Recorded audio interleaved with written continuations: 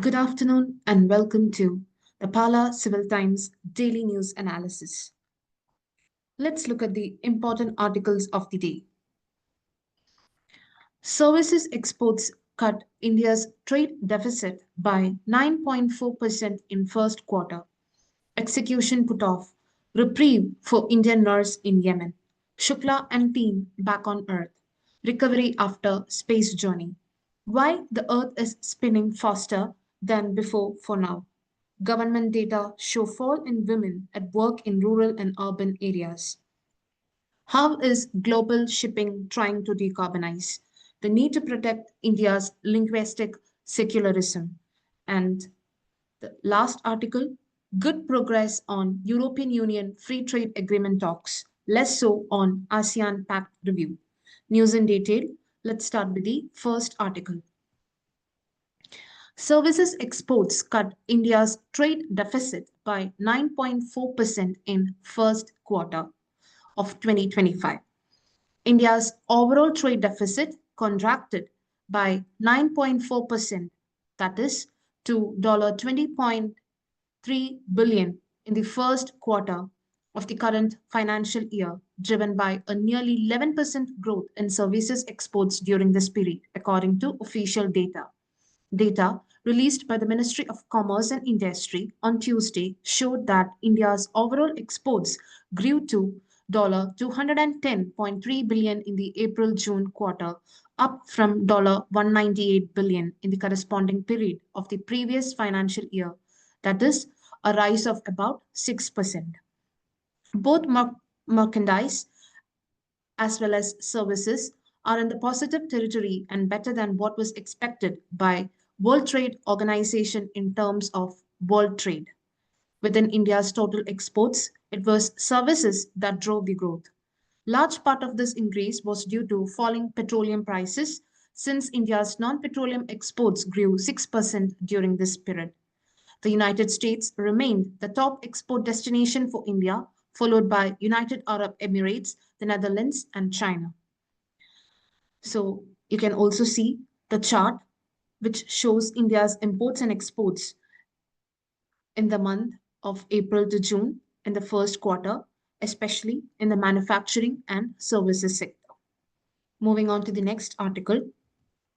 Execution put off, reprieve for Indian nurse in Yemen. The execution of Indian nurse Nimisha Priya in Yemen, scheduled to take place on Wednesday, has been postponed. Mrs. Priya, who hails from Kerala, has been on death row since 2018 following her conviction for the 2017 murder of her former business partner. Sources said negotiations were underway to reach a settlement with the victim's family through the option of blood money, though the details of the talks remained unclear. The government of India was providing all possible assistance. The government is seeking a mutually agreeable solution with all stakeholders involved in the case, including the Houthi administration in the Yemeni capital, Sana'a. The case has drawn attention not only for its circumstances, but also due to the complex political situation in Yemen. The capital, Sana'a, where Mrs. Priya was tried, is under the control of Houthi group. The internationally recognized government of Yemen operates from Aden. The Yemeni embassy in India had previously issued a statement that Mrs. Priya had not been sentenced to death by the government of Yemen. Shukla and team back on Earth. Crew members on the Axiom 4 mission returned to Earth on Tuesday with their SpaceX Dragon capsule splashing down off the San Diego coast in the US. They returned from an 18-day stay on the International Space Station that was a first step for India's own ambitious human spaceflight, the Gaganyaan mission. The crew completed 320 orbits of Earth, 60 research activities, and 23 outreach events for various countries from the International Space Station. Shukla and team will undergo rehabilitation for a few days before they can be their normal selves. The body is impacted by microgravity and needs to readjust to conditions on Earth. Now, how Shukla returned from the International Space Station. SpaceX Crew Dragon spacecraft transported Shukla and other members to the ISS and also brought them back. It remained docked on the International Space Station for the period the astronauts were on board. So the Dragon undocked from the International Space Station around 4:45 p.m. on Monday to begin its 20-hour journey to Earth. The spacecraft orbited Earth several times as it lowered itself to the re-entry level. It made a splashdown in the Pacific Ocean at around 3 p.m. yesterday. So let's look at the 4 steps how the SpaceX Dragon was undocked from ISS till the splashdown. So in the first stage, Crew Dragon autonomously undocks from the International Space Station and uses its boosters to move away from the space laboratory. In the second stage, before re-entering the Earth's atmosphere, Dragon detaches its trunk to reduce mass and save fuel. In the third phase, Dragon's true drag parachutes are deployed at an altitude of 18,000 feet, followed by 4 main parachutes at 6,500 feet. And finally, the 4 main parachutes reduce Dragon's speed drastically as it glides down at an angle for safe splashdown. And at last, the crew members were assisted out of the Dragon spacecraft onto the recovery vehicle. So this is how Shukla returned from the International Space Station to Earth. Now, recovery after space journey. The human body is under great stress in space due to microgravity conditions and exposure to certain radiations that are active on Earth. The impact of these stresses depends on the length of the astronauts' stay in space. Once the astronauts return to Earth, they undergo check for key health parameters which are recorded before the flight as well as to establish a baseline. Then, based on these parameters, the astronauts get a personalized reconditioning plan that works on improving their mobility, balance, flexibility, aerobic conditioning, strength, endurance, and the body's ability to sense its position and movement. Astronauts experience space sickness in their initial days in microgravity because the brain gets confused with the gravity and acceleration information it receives from the inner ear. The information that is essential for maintaining balance on Earth. Living in microgravity teaches the brain to not listen to the inner ear, which becomes a challenge when they return to Earth as they face difficulty in standing up and walking. They are also likely to get injured after a stint in space. Now, the reconditioning process includes training the astronauts to start listening to their inner ear again, help with motion control, taking care of conditions they face when they are standing, etc. It also deals with their perception of movement of their own bodies, strength, and endurance. In addition, it also looks at the astronauts performing skilled activities. Post-flight injuries are common among astronauts, with nearly 92% of them experiencing it, according to NASA, with nearly half the injuries occurring within a year of landing. The injuries include muscle sprain, tendon-related injuries, and fractures. Space travel also affects the spine. Nearly half the astronauts who return from space have a disc herniation, according to NASA. The astronauts also have a mobility or flexibility issue after they return from space. Now, moving on to the next article, why the Earth is spinning faster than before for now. So according to data posted on July 11 from the US Naval Observatory and the International Earth Rotation and Reference Systems Service, rotation on July 9 was about 1.34 milliseconds less than 24 hours. So this is not a completely new phenomenon or out of the box. Earth's spins have been faster than usual lately. The average day has mostly shortened over the past decade, and within the past 5 years, the full rotation has clocked in at less than 24 hours more often. Factors driving the change include movements at Earth's core, atmospheric changes, and Moon's position. So this is not a new phenomenon, and this won't continue in perpetuity because the Earth has experienced such phenomenon before also, especially some 70 million years ago when dinosaurs lived on Earth. They experienced shorter time periods like 23.5 hours, etc. So the lengthening trend is expected to continue according to researchers. Now, what are the main reasons? The main reason has to do with energy lost from the tides. The moon's gravitational tug is responsible for tidal changes on Earth. Tidal currents heat the ocean very slightly, dissipating energy, which slows the rotation of Earth and lets the moon move further away as time passes. At the moment, the rate of retreat is around 4 centimeters each year. In other words, the moon and Earth can be thought as a single system whose total angular momentum, a measurement of its rotation, is constant. As the moon expands its orbit and its angular momentum increases, Earth's angular momentum must decrease. That's why the days grow longer. But that is a process that takes billions of years and is complicated by short-term fluctuations. Now, centuries of data show that the speed of Earth's rotation has never been steady.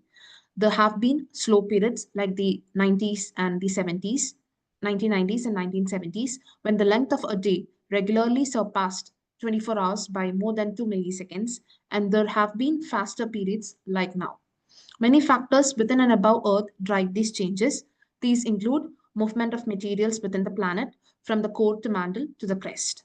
Recent studies have shown that climate change could also become a key driver of longer days. When ice melts into the sea, it spreads water away from the poles towards the equator. That makes the planet more oblate, which can slow its rotation. Government data show fall in women at work in rural and urban areas. The unemployment rate among people aged 15 and above has remained the same at 5.6% in June and May, according to the periodic labor force survey released by the Statistic and Program Implementation Ministry. Women's participation in labor force both in urban and rural areas decreased by 1 percentage point in June compared with May. The government said there is a marginal decline in the labor force participation rate among men too. The center said the marginal decline in labor force and worker population ratio in June was largely influenced by seasonal agricultural patterns in intense summer heat, limiting outdoor physical work, and a shift of some unpaid helpers, particularly from higher income rural households towards domestic chores. It said the share of rural women workers in agriculture dropped to 69.8% in June from 70.2% in May, indicating the reduced need for agricultural engagement among women, perhaps due to a decline in rural inflation. How is global shipping trying to decarbonize? So, global shipping aims to achieve decarbonization by 2040-50. This creates a major opportunity for India, especially in producing green fuels. The industry plans to shift to green fuels like green ammonia, green methanol, green hydrogen, e-methanol, and other biofuels. So, what is green hydrogen? It is produced via electrolysis of water using renewable power. Green ammonia, on the other hand, is formed from green hydrogen and nitrogen. Green methanol is produced from green hydrogen and carbon dioxide. India promotes green ammonia to substitute LNG imports in fertilizers. Now, what are the challenges associated with green fuels? Hydrogen, as you all know, is volatile and is hard to store and transport. Ammonia needs extensive onboard system changes. Methanol is easier to store but is very expensive, very costly. Green fuels are currently very expensive due to high cost of renewable electricity and also heavy capital cost for production infrastructure. Now, what are the steps India is taking? So Indian government is building green fuel bunkering ports at Tuticorin, Chennai, and Kandla. And Indian Ports Association is also exploring fuel supply chains with Singapore. It is also aiming to become a major green methanol supplier. What are the financial and policy support India offers? So production-linked incentives for electrolyzers, carbon capture incentives, sovereign guarantees to reduce interest rates. International development banks offer cheaper loans as low as 4%. Green fuel demand forecast. global demand for green methanol could exceed 14 million tons by 2028. And already 360 plus ships are now methanol capable ships. So that is green fuel shipping fleet. India's green fuel export potential with low-cost solar and green hydrogen could make India a top supplier of green fuels. Already, India is producing around 15.6 gigawatt electrolyzer capacity. What is the final challenge? Final challenge is reviving Indian shipbuilding strategy, that is retrofitting ships for green fuel compatibility. The ships have to be retrofitted to fit and blend with green fuel. So financial incentives to build and support fuel compatible ships, that too in collaboration with foreign shipbuilders. The government is also providing a support for 10 to 20% of new shipbuilding cost. So with this, we hope to decarbonize our shipping industry. The need to protect India's linguistic secularism. So as you all know, whenever we talk about India, the first thing that comes to our mind is unity in diversity. So India's diversity in religion and language is one of the primary factors which protects the secular character of our nation. But while religion and language are the two most crucial aspects of any culture, these are also the predominant cross-cultural barriers. So as you have seen with the recent communal tensions and violence in Maharashtra, this becomes important. Secularism in India is different from what the West practices. When the concept originated in England in the mid-19th century, it was explained that there should be complete separation between the state and religion without criticizing any of the prevalent religious beliefs. India too accepted this notion and incorporated this idea in the constitution in the form of rights to religious freedom, right to freedom of religion. So these rights include religious tolerance and equality. Every person has the equal right to freedom of conscience to profess, practice, and propagate his or her religion. This makes India a truly secular country in which the state does not have its own religion. However, the unique aspect of Indian secularism is not only related to religion, but is also concerned with language. So this is the reason why we do not and cannot have a national language. In order to protect linguistic diversity, the 8th schedule of the Constitution includes 22 languages, and India is a unitary federation, that is, it's a union of states, and Article 343 enshrines that the official language of the union shall be Hindi in Devanagari script. The states are free to choose their own official language. But this arrangement is due to the fact that in India, states are culturally integrated. As you all know, all states have different traditions, different cultures. And no state is permitted to go out of it in the name of distinct language or culture. Article 29 incorporates that any section of citizens of India, including minority groups, shall have the right to protect their language, script, or culture, and that language cannot be the ground for discrimination. According to the 2011 census, India has 121 languages and 270 mother tongues. The census says that the 121 languages are presented in two parts: languages that are included in the 8th schedule and languages that are not included in the 8th schedule. Now, respecting diversity. India's diversity needs to be protected. Each and every language, irrespective of region or state, must be shown respect. This is the only way to protect India's linguistic secularism. Many southern and northeastern states have resisted the imposition of Hindi, citing fears of cultural domination. The Dravidian movements in Tamil Nadu historically opposed Hindi imposition, favoring Tamil and English. Similarly, Maharashtra has emerged as the most sensitive state so far as the language debate is concerned. The reason violence against the non-Marathi population is the manifestation of identity politics. So, in a globalizing world, a conservative leaning towards religion or language will lead to fragmentation of society, and the cultural and social and secular fabric of a country will be torn. So, we should not allow that. Political parties thus have the onus to ensure the protection of India's diversity, which has been well shielded by the Constitution.